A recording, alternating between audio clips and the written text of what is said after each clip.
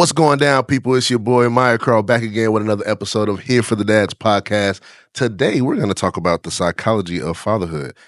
It's not going to be that educational. It will and it won't be, but it won't be exactly what I just sounded like. Today, I have with me Dr. Gore. Is that what you go by when you're in the office and everything? Okay, well, then that's good. I found him on Instagram. I was looking at his social media, and right now, there's a lot of different father influences and influencers who are giving their introspective or understanding of what they believe parenting should look like. I think this is the first time where I either found a therapist or a psychiatrist who's giving maybe more information with a little bit more background, something that I can trust with some credentials. But today I want to talk about everything. I don't want it to be an interview. I want it to be a conversation about parenting, fatherhood, and your own background in parenting as well. But before I start, I do want you to give your introduction and everything. Thank you for coming. Well, thank you for having me. It's funny, you say my credentials. Yeah, I have really strong credentials. But my first thought when you said that is, look at my kids. Those are my credentials. My kids are turning out okay. They're not perfect, but I'm very proud to introduce my 17-year-old girl, my 19-year-old boy, my 29-year-old daughter. I can't call her a girl anymore. Yeah. You look at them and it's like, well, maybe Gore knows what the hell he's talking about. Street cred is I got a bachelor's degree 1982. I was an undergrad at University of Pennsylvania. Okay. I wanted to be pre-med, and I was going to probably be a pediatrician. I like kids. And after taking the pre-med courses, I realized it was really, really hard. And I really liked to party in college, and I had to make a choice between buckling down or having fun. I chose the fun route. So I ended up with a bachelor's in psychology. I started working in the field, worked in psych hospitals, worked in research, and I decided I wanted to do this for a living. So I came down to Atlanta in 1982 with my bachelor's, and I went straight through world record time, master's, PhD in 6 years. Whoa. So in 1988, I was a doctor. I was a doctor of psychology. Well, I have a doctorate degree in clinical psychology. There's a lot of PsyDs out there, PSY.D. They're okay. They would take a lot of offense if I differentiate PhDs from PsyDs, but I'll use this opportunity to insult them. No, it is what it is. They know it. It won't be the first time they've heard it. That's right. It won't be the first time they heard it at all. I do like that you say that you're able to use your kids as the credentials. Me, I feel like I can't use them yet. They're still kind of young. Maybe I can. Maybe in certain conversations. I got a 6-year-old. I got he's going to be 7 here soon. I got a 4-year-old, then a set of twin boys, all boys, and I got one more on the way. Don't know if it's a boy or girl yet. How old are the twins? 2 years old. Just hit 2 in October. So can you go to a restaurant with the 6 of you and sit down and have a meal? Yeah. Without absolutely. the twins? Oh, yeah. No, as long as I'm doing what I'm supposed to do first, as soon as, for any dad out there who doesn't know, when you get down in the restaurant, you got to make sure that they have their seat and that there's some maintenance done to those seats. I always check those seats first because sometimes the buckles are all jacked up and the kids don't know what to do. They're usually super clean, those high chairs. Yeah, they're super clean, super clean. And I get them the crayons with the menu, and I like that, and we might have something ready for them. But I always order their food first. If I don't order their food first, I find myself in this thing where they're just kind of waiting. They run out of crayons, they throw on them or something like that. But quite honestly, now that we kind of know what their thing is, yeah, we can get together. If you could sit down with 4 kids under the age of 7 and have a meal, then I would say you're doing okay. Credential-wise. So I got some credentials then. Okay, yeah. That's good. When did you know, because you said you realized you kind of liked kids and pediatrics started to be the conversation. When did you know that was going to be like a you thing? Well, I meet a lot of people say I was a psych major. And it's one thing to be a psych major, another thing to just follow through the whole thing. So like when I said I want to be a pediatrician, it's because I was a kid myself. I didn't know grown-ups. I was a teenager and I was smart, and people said you should go to med school. It's like, okay, I'm going to be a pediatrician. A kid knows other kids. Yeah. I find myself drawn to working with younger people because they need it. And most child therapists focus on the kid. And they ignore the issue, which in my opinion is the family. Now, moms and dads don't like when I say that. They want to fix the kid because they don't have any stuff. They're fine. There's something wrong with the kid. I don't buy that. Yeah. So 90% of child therapists enable mom and dad to not look at their own stuff by focusing on the kid. I don't want to say anything negative about a lot of child therapists, but when I walk out my waiting room and there's mom and dad, or usually mom sitting there on her phone just waiting for her kid to be fixed, It's not gonna work like that. I don't think it's going to work like that. Every episode, I feel like I bring up the comparison between like training dogs and training your family or your kids. And my wife always hates it. I also say that part too because I want people to know my wife does hate it. But that's what I'm used to. I've trained plenty of dogs. We had a lot of dogs growing up, and I found like great resemblance to raising kids. 100%. When I first got my first dog with my wife, this was probably 2016. I got back from deployment, got a dog. My wife had never had a dog before, so I kind of tricked her into doing it. And she was like, well, now you're about to go to Mississippi for a couple months. We got to do something with this dog. I didn't want to give him up, so I said, we got to get him trained. So we took him to a trainer. He was a military dog trainer. And what I realized at first was that he focused on us. It wasn't about the dog. The first 3 days is this is how you talk to the dog. This is how you treat the dog. This is what the dog should see you do. And it was all about our behaviors. And this rolls me into one of your Instagram reels that I saw not too long ago talking about when you tell your child something, they should listen to you the first time. You're messing everything up by telling them the fourth, the fifth, and the sixth time. I believe what I said is if you're telling the kid to do something 4 times, 5 times, 6 times, it's on you. Yes. Because you're training your kid to ignore you. You are. And I remember that was one of the first training things we did. Everybody trained sit. Well, I was trying to figure out why we didn't train stay. And the trainer told me, he was like, well, you told him to sit. If you told him to sit, he should sit until you tell him to do otherwise. And I was like, that's the same thing with kids. It's the same thing. It's exactly what your reel was talking about. And people are afraid if they train their kids to be obedient, they're going to crush their soul. They're going to take away their life source. The kids are going to be, passive little sheep. No. Kids have plenty of freedom and rebellion and joy and vibrancy, and they run around, but they still need to learn to sit still if we're in a restaurant, if we're in church, if we're talking to grandma. Yep. Last night I was at dinner with my 17-year-old and her girlfriend, and I was watching a girl, probably 17 or so, with grandma and grandpa, and the girl was doing this the whole time. She was on her phone ignoring grandma and grandpa. And that's just bad parenting, because the kid should have been told, look, put your phone away, talk to your grandparents. But I also think the grandparents were not empowered enough to say to their granddaughter, could you put the phone away? Yeah. Do you feel like they were scared to say something? I feel like they were probably told thing? It's not our place, or it's going to fail because they've tried before. I don't know. I've had many a meal ruined watching lousy families from across the room. I wonder, do you think it's harder for one parent over the other when it comes to saying things like, or when you get to the obedience phase where it's, hey, I said it the first time, I'm not going to say it 100 times more. And the only reason why I ask that is because I find, and I don't know if it's because I've done dog training and stuff like that, me and my wife are completely different. Maybe it's because I got the boys too. Do your kids listen to the boy? The boys listen to your wife? Not as much. They do, and she has a little bit harder time, I guess, controlling them when I'm not there. So, and that's the thing that I would want to work on with a family is, do you have the ability to structure your kids in a way that's effective where you don't get miserable, you don't pull the hair out of your head, you don't get heartburn? It should be cool, calm, and collected. Johnny, do this. Susie, put away those crayons. And then if they don't listen, you need a tool, which is, in my opinion, timeouts. Timeouts work. Yeah, they do. Susie, if you don't put that crayon away, I'm going to put you in timeout. Once the kid realizes she's been warned now twice, she's going to put the crayon away. But, you talk about dogs listening like kids listen. Well, I got news for you. Mammals, we know how to train mammals. Like, you ever go to SeaWorld and watch the walruses? Walruses do amazing things. Seals do amazing things. You throw some mackerel in their mouth, you could get them to do incredibly complex things.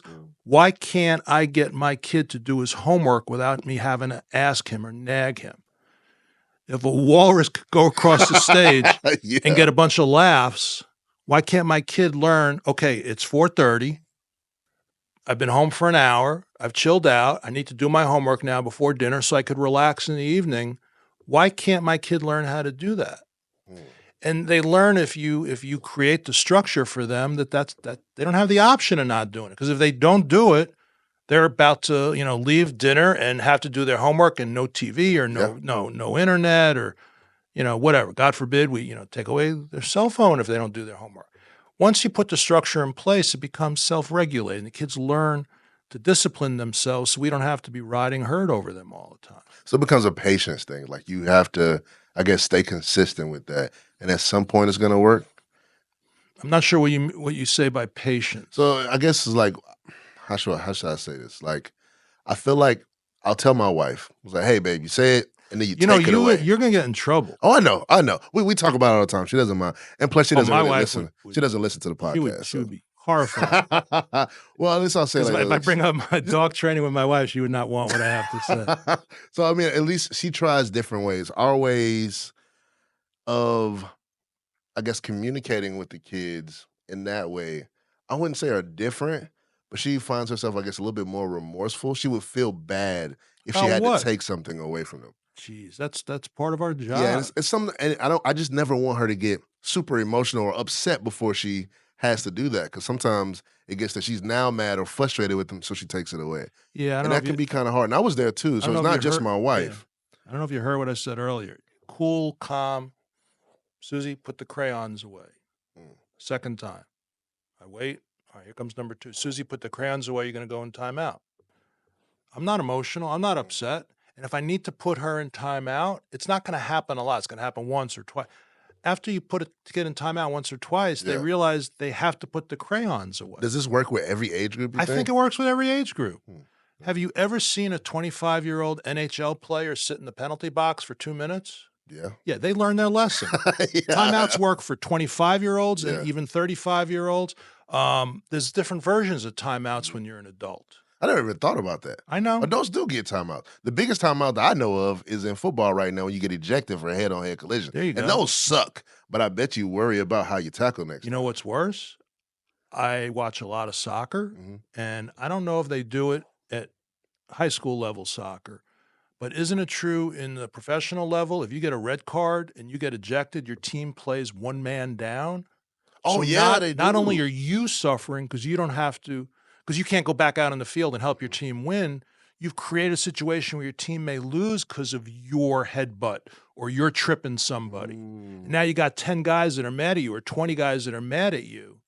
That's really effective. Could you find that concept helpful for people or fathers who have multiple kids? So like for No. me, If you have more should I than do 3 that? kids, you're screwed. You're never gonna be able to have any kind of order. Oh man, I'm moving the circus along. No. It's more important then to keep the machine well oiled. Well, it's funny. I'm more of a hard ass. My wife's more of a soft and gentle, but she, in her own way, had these kids marching in order. I mean, if I could tell a story, I tend to sleep late. It worked well when our kids were babies because my wife would go to bed at 9:30. I'd be the 11 or 12 o'clock feeder, and sometimes I'd do a 3, whatever.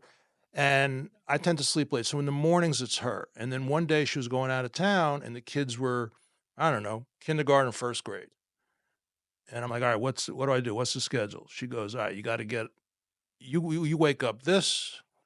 You start making breakfast, you wake them up at this time. I'm like, okay. I go, then what do I do? She goes, don't worry about it. I go, really? She goes, don't worry about it. And I woke them up, and the kids walked downstairs, and they ate their breakfast, and I said, all right, now what? And they said, okay, now we're going to get dressed. I go, then what? And they go, nothing. And then they got dressed, they got their backpack, and I'm just sitting there, and they're ready to walk out the door. Like, come on, Dad, let's go. Yes. I didn't have to do anything. Yes. So even though I'm more of a tough, hard disciplinarian, my wife, in her own way, got these kids to march in order. I've never seen anything like it. I love that you said this because that's pretty much what it looks like in our household. My wife is super organized and she's super routine, so she doesn't fall into that. Super routine kids love. I can see that now. Your typical house in America, every morning it's a Chinese well, you're not allowed to say that. Every morning, it's a fire I know drill. what you mean. Yeah, it's a fire drill. Yeah. Everybody's running around. It's Everybody's on late. fire. Everybody's Yeah, stressing. yeah. Everybody's no, no. There should be and if it's not working, if your progression in the morning does not create the kids getting out of the door on time to the bus or the carpool. And by the way, kids, they like riding buses. I loved riding the bus. Most parents today, it's the worst thing. I don't want to put my kid in the bus because I got to get up a half hour earlier. Yeah, we do. That's same for us. And then we're homeschooled now, so we don't have to worry about the bus. But before that, I loved the bus growing up. I spent even in high school, I was on the bus, and I had a blast. You meet a lot of people, you see a lot of stuff. Sometimes I live so far away that I could go to sleep, wake back up. Really? Oh yeah, I was probably on the bus for like an hour and a half on the way to school in the morning. Trying to go to one of those international baccalaureate schools, and they had a good football team, so I drove all the way across town. But it was super fun. Were you a football star too? You can call it that. Would you consider me a football star, Nassar? Absolutely. Hey, there we go. I ran track a lot too, but I wouldn't call myself a star. I'm humble, at least like that. My brothers and stuff are really good too, but I played at the Naval Academy and I had a good time there. But wow, yeah, it's a good time. Oh, that's if you played D1 football, that's impressive. Yeah, it was a good time. Did you play sports? I was a captain of a football team that won 2 games in 2 years. Okay, I guess it depends on how many games you played. We played about 9 games a year. We were not a good football team, but I also threw the shot put and the discus in high school, which was good enough for me to go to Penn. So like they wanted me for track. Yeah, I have a little trauma from Penn State. I played my first freshman travel game at Penn State and we got slaughtered. So a lot of people confuse Penn State from University of Pennsylvania. Very different. Penn State's football. Well, see, the trauma. We were smart. Good. We did not have good football teams. Okay, so that's something I didn't know. Pennsylvania University. Okay.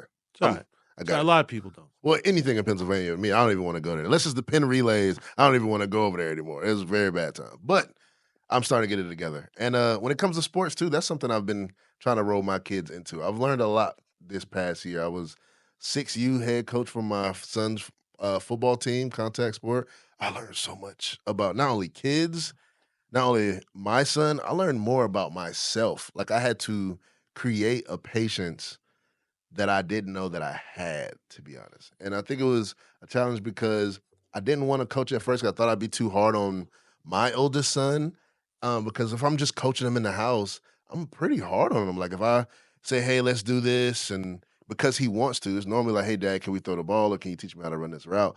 And I take him into the garage and we go in the backyard and I'm showing him, he'll start like playing around and I'm like, bro, I thought you wanted to do this. And I get all serious and I'm like, okay, I can't keep doing this. Then I thought I was like, maybe I can't even coach him because I'm going to get too serious on him and all that. But when we got out there, I didn't feel any of that. I don't know if it's because I tried to apply the same patience and whatever I was using with the other kids with my son, or if it's just because being at the house is different. I don't know. What would you say that even might be? What would I say? First of all, hats off to you for coaching. I coached when they were little. It was enjoyable. It wasn't serious. That was fun. Once they got to a certain level, I could not be a good coach. Why is that? I don't know.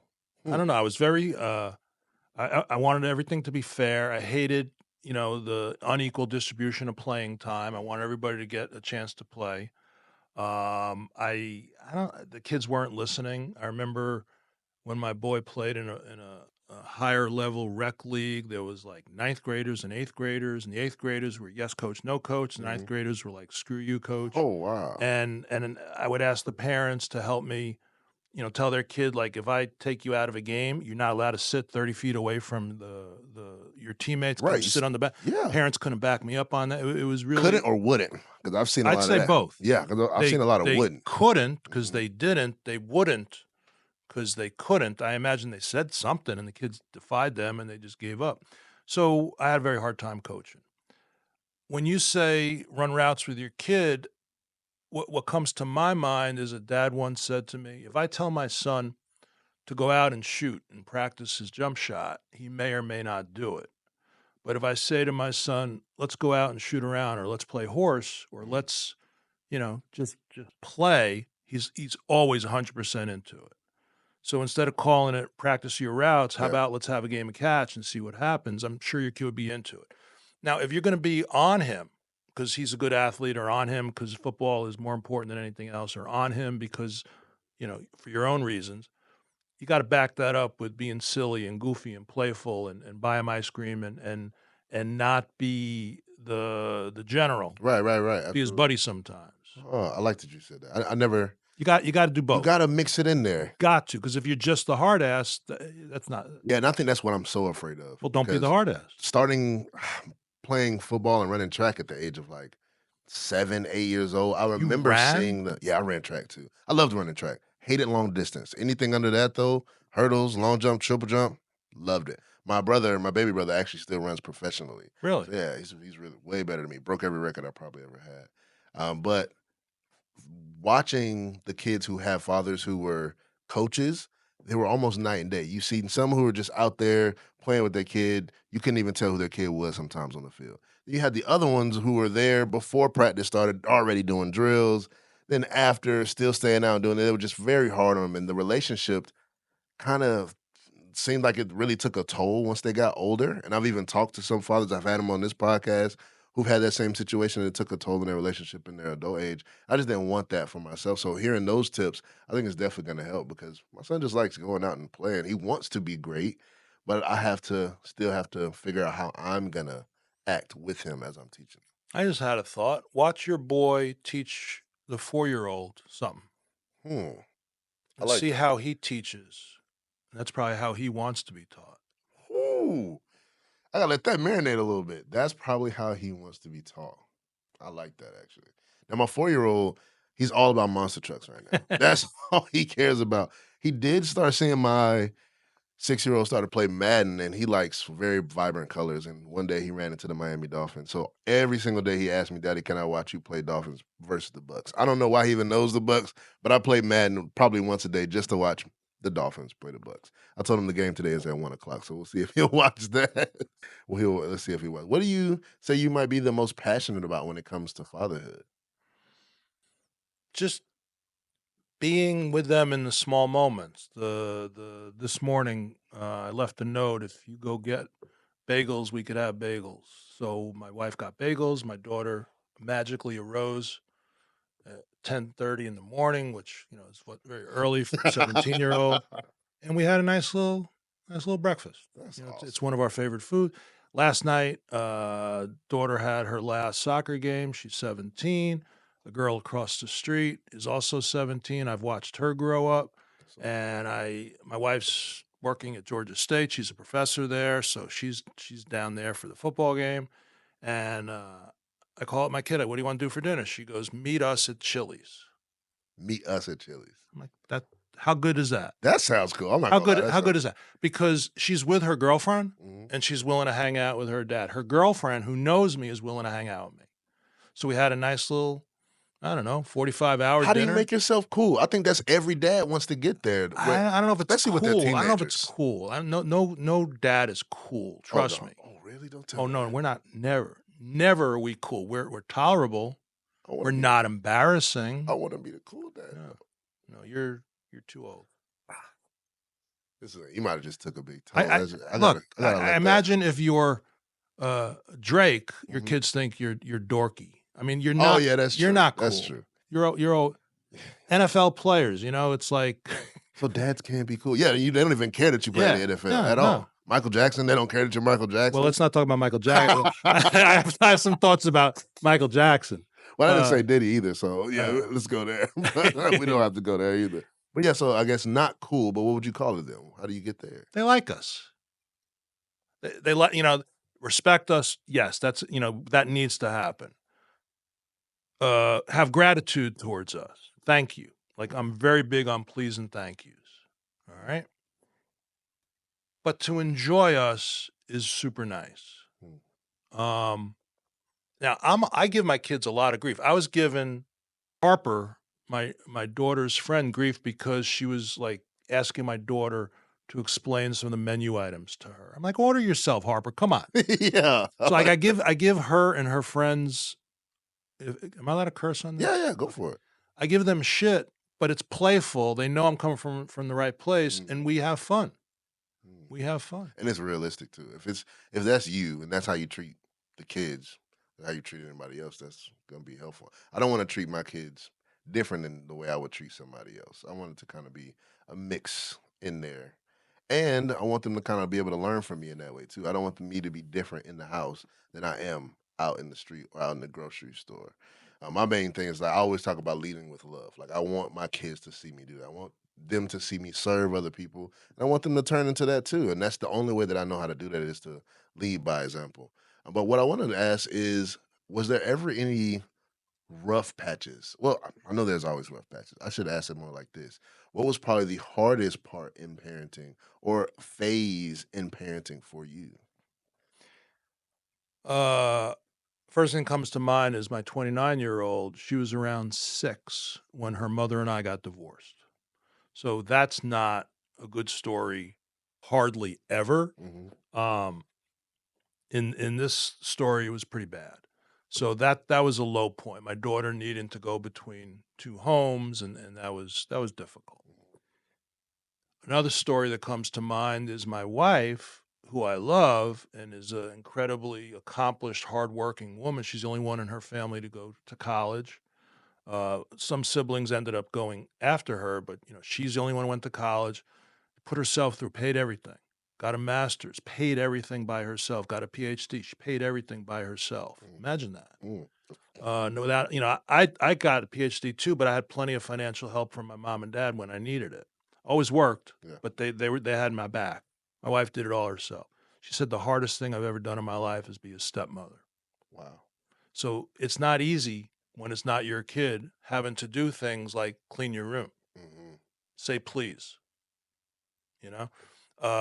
So that was hard. With my 2 little ones, and little ones, my boy's taller than me. He's about 6'4.5". My daughter's 5'11". Wow. So with my 2 little ones, I'm gonna brag and say nothing was hard because I had been through this before. Hmm. I knew what an easy time it is to have kids that listen to you. I have fun with my kids. I tell a story, and I'm gonna probably do an Instagram on it, but it's not that entertaining. Thanksgiving a year ago, my wife sent me to Kroger, and I go to Kroger a lot, but I looked around, it was all dads. So think about it. All the wives are home Yep. cooking, all the dads are getting the cranberries, Yep. and Stuff that we celery, forgot. the Yeah. last minute stuff. And when my 29-year-old daughter was little, we used to love going to grocery store. So she'd sit in the cart facing me, and she'd want to grab stuff, and I'd give her like stuff to hold, and Mhm. I'd make a joke and hand her diapers when she was 5 years old. She's like, "Come on," that kind of. And I used to do this thing where I'd pretend that I wasn't looking. I'd run into a pole, and she thought that was the funniest thing in the Yeah. whole world. I used to do that all the time. And I'm looking at these dads, and now they have these fancy carts with their race cars. Oh So yeah. these kids are in there, and the kids are having. And I'm looking at these dads, and it's like they're on a military mission in Beirut. They're so serious, and they're just Yeah. so and 90% of the kids are probably on phones Yeah. anyway. Tablet or something like that. Yeah. And it's like, guys, this is fun. This should be fun. Mm. I think it could be. My one viral Instagram was I had the audacity to say kids often don't remember going to Disney when they're 3 years old. Talk about it for the guys who have not heard it. Talk about it. I love that one.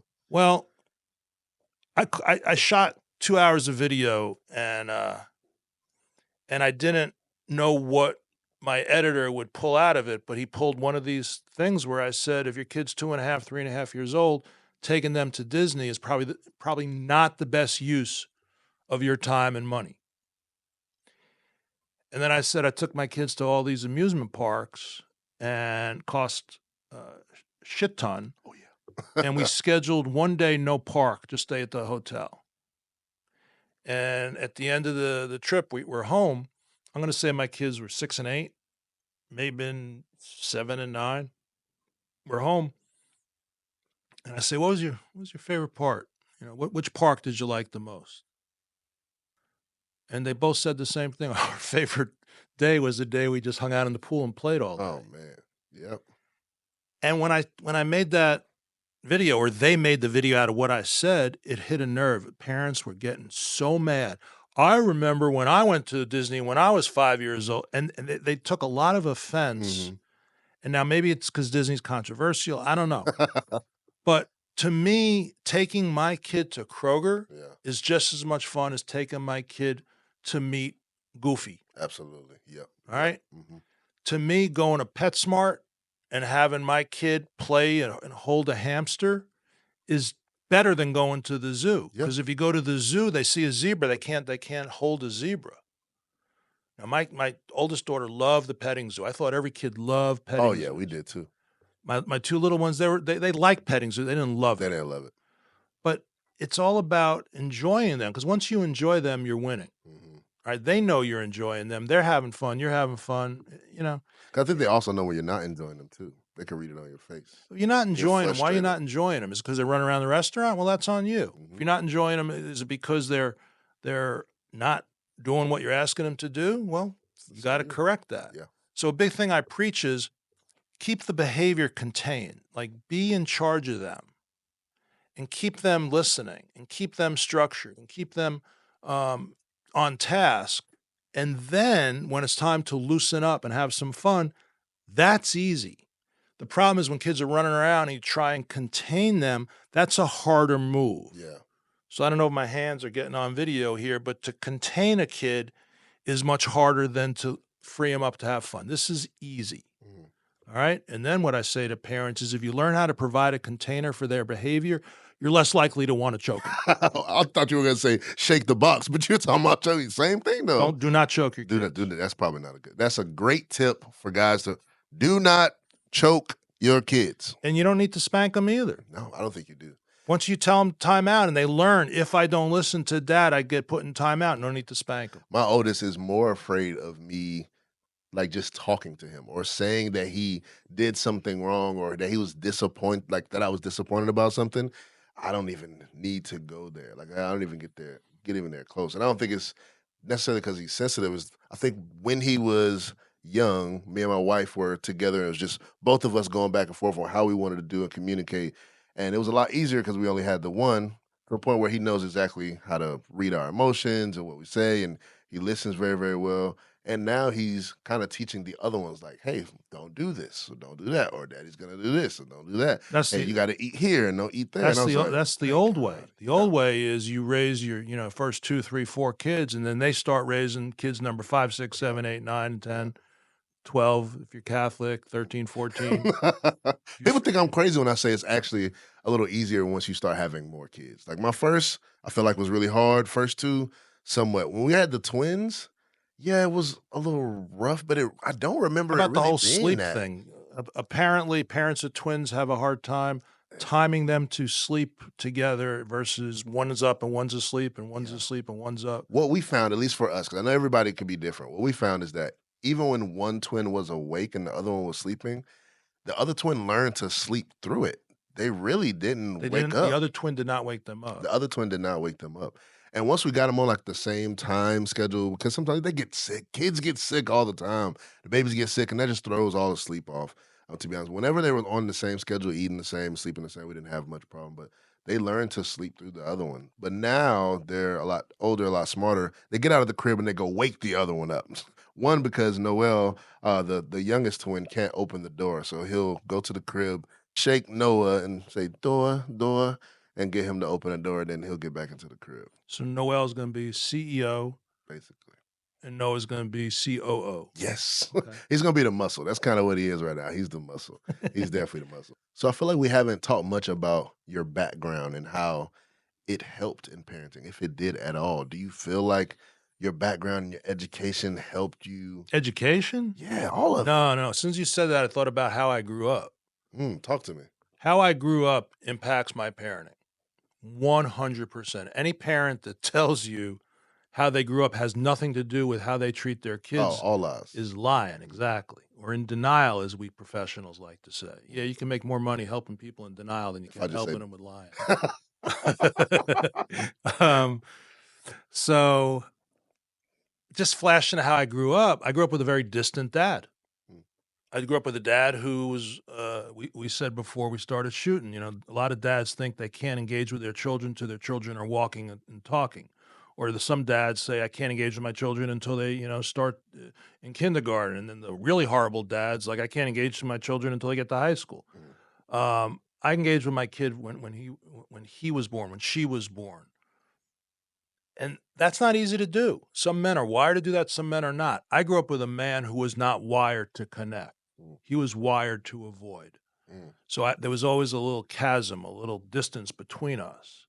So when I parent, I'm there. Now, I could go too much. I could overcorrect and be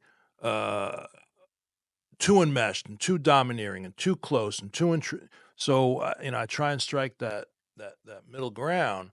So closeness distance is something. Firmness versus looseness is something. But my dad was very serious. He lived through the Holocaust, so he didn't laugh and smile a whole lot. I could get him to laugh and smile, but that's one of the things that I do with my kids. I try and have fun. I try and make it playful. But it's not playful until we get our stuff done. Yeah. So we could be playful and get our stuff done. But first thing, do what you're supposed to do. Second thing, let's have fun while doing it, or let's have fun afterwards.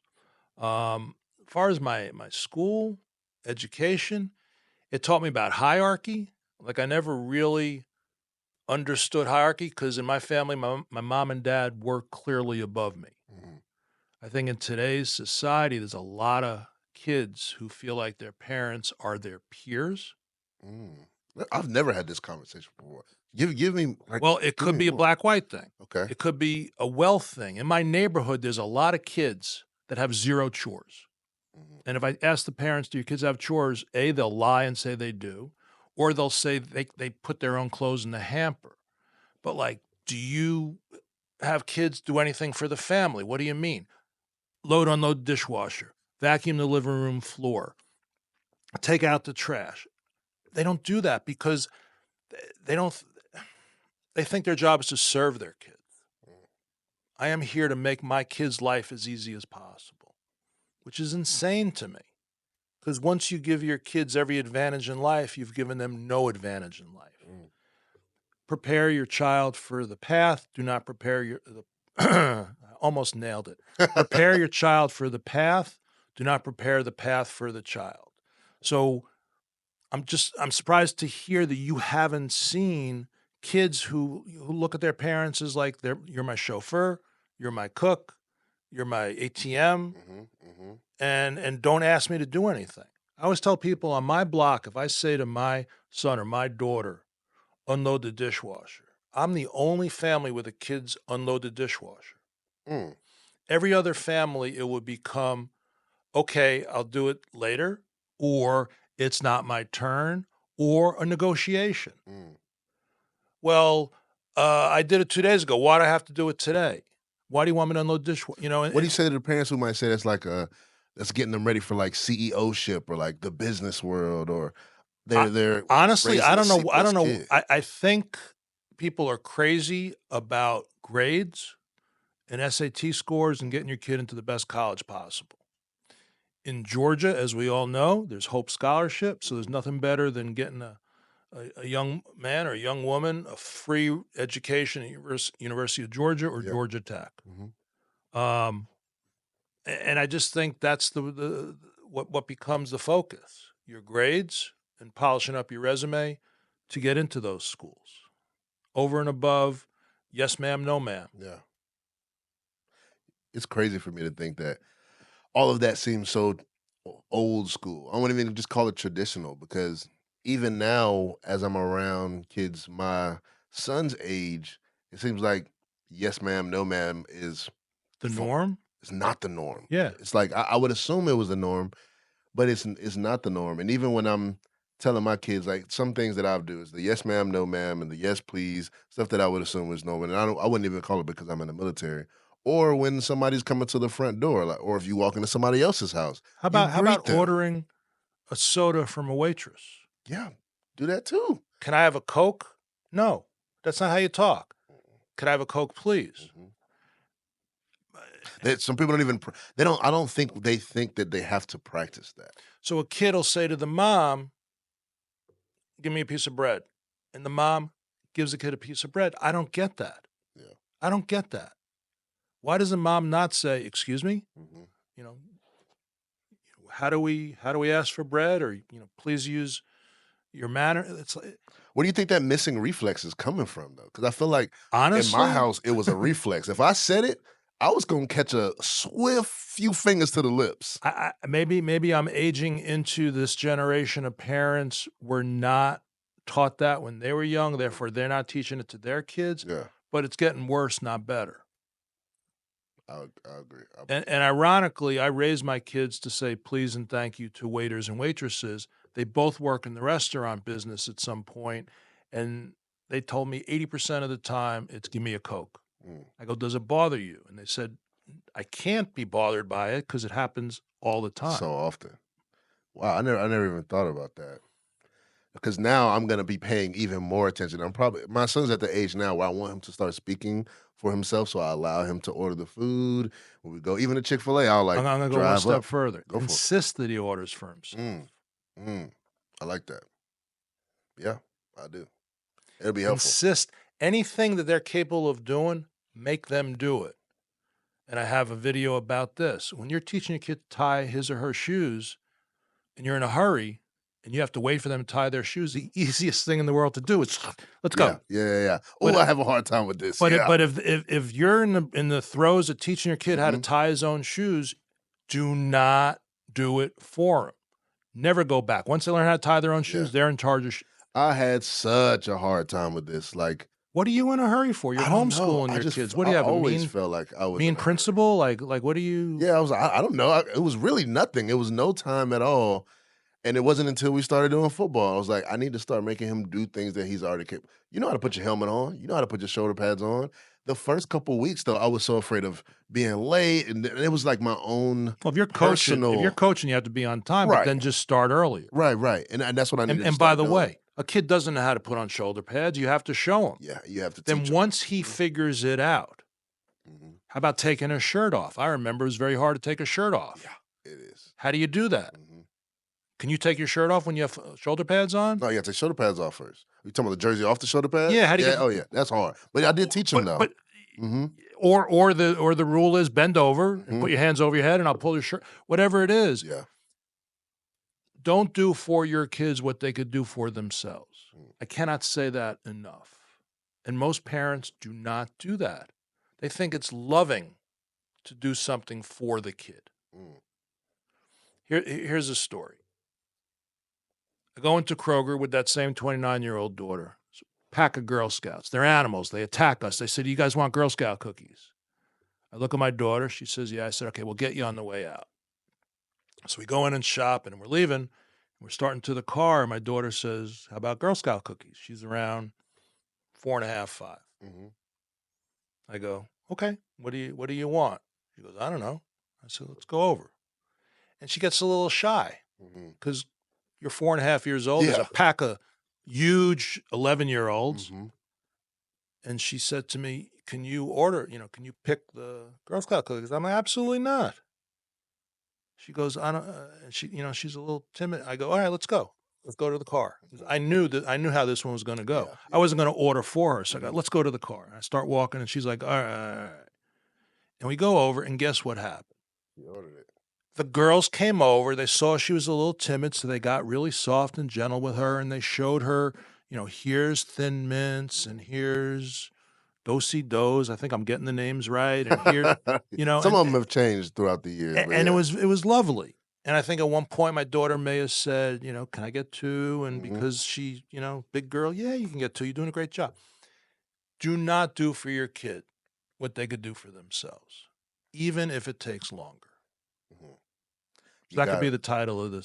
I was just thinking that. Do not do for your kids, because I've seen myself have to figure it out. And right now, I think what I'm trying to figure out, because I've taken the approach to allow my oldest son to do those things that I know that he can do. And then my wife and I will come back to each other like, hey, he knows how to do this now. You can just ask him how to do it. That way, he's not playing one of us, because that becomes a thing too. It's like, my wife says he's supposed to put all the silverware away. He now knows how to do that. He won't play me when it comes to that. And he's not trying to be malicious. It's just happening. And if he's 6 or 7, can he put steak knives away?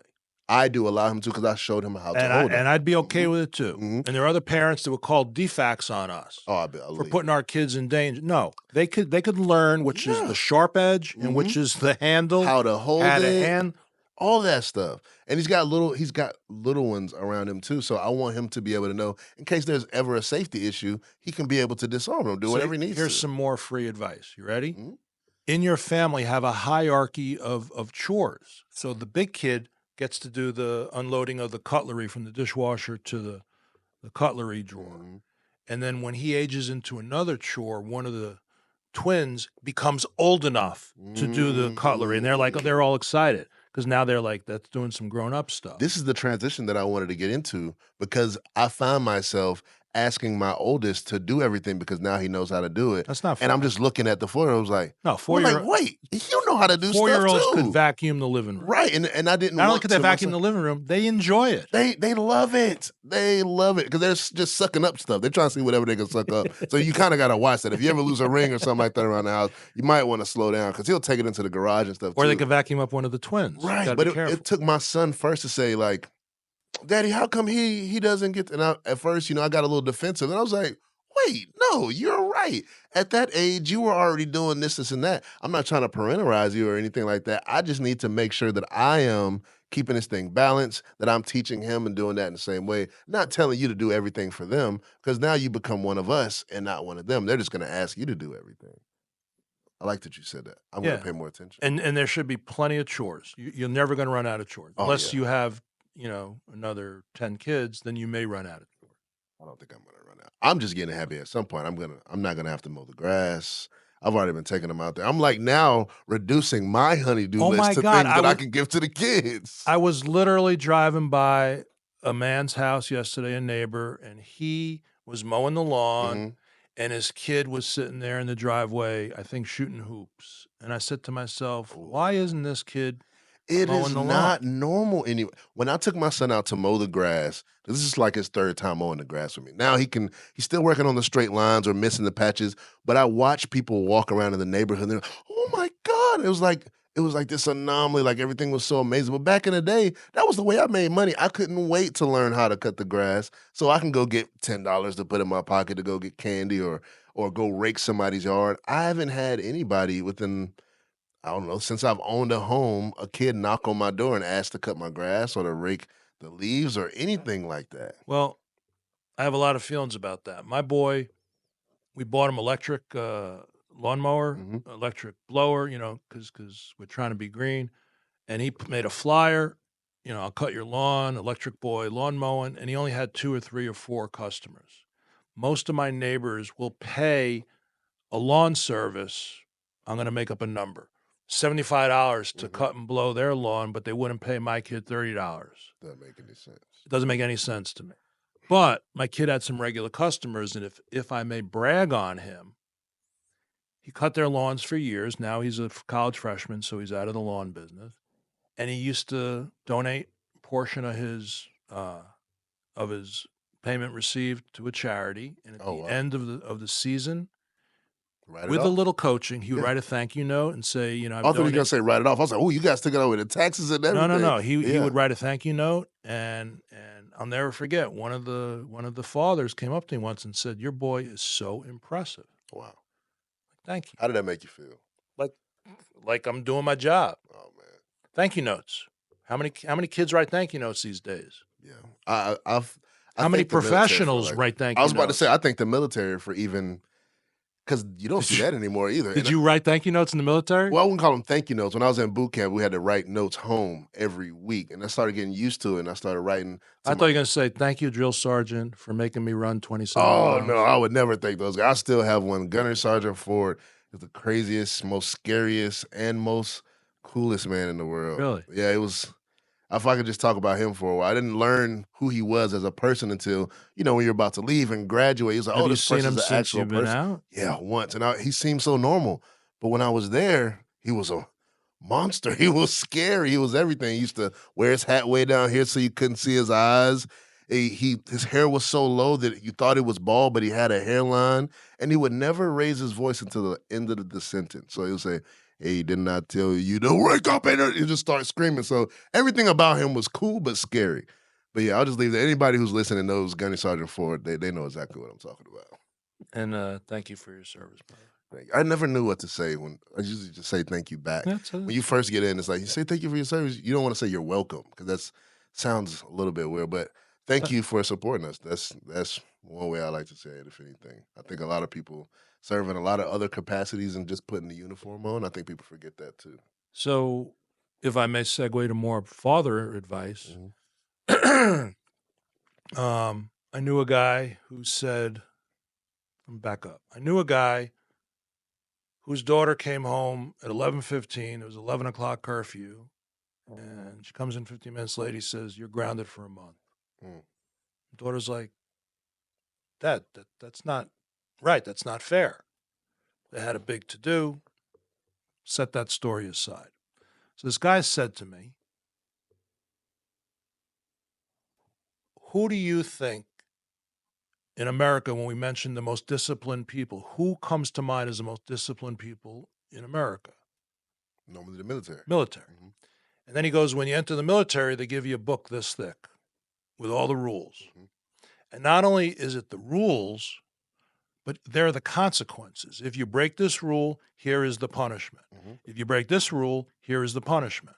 And I imagine some of the things say if you break it a second or third time, the punishments increase. Yeah, UCMJ. Mm-hmm. So he goes, that's discipline because you know what the rules are.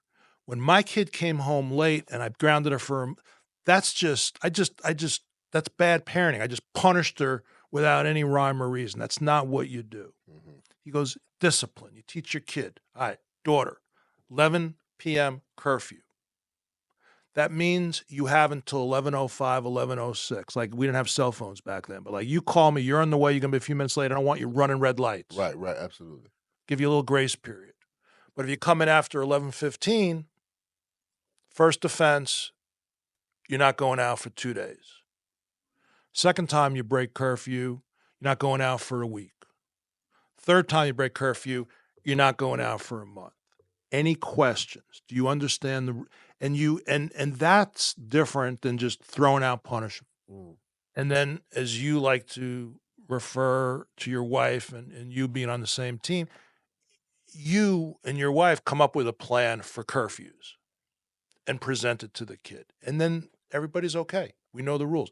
The danger is if the punishment doesn't matter, when a kid consistently just comes home late because they're having fun and they're willing to, Yeah. do the time because the crime feels so Mhm. good, then you got to change it up. Then you got to increase the punishment. So it's aversive. So the idea of punishments is not to be punishing your kid. The idea of punishments is for your kid to change his or her behavior Absolutely. to avoid being punished. Right, absolutely. Every once in a while, you're going to punish a kid because that you got to. Mhm.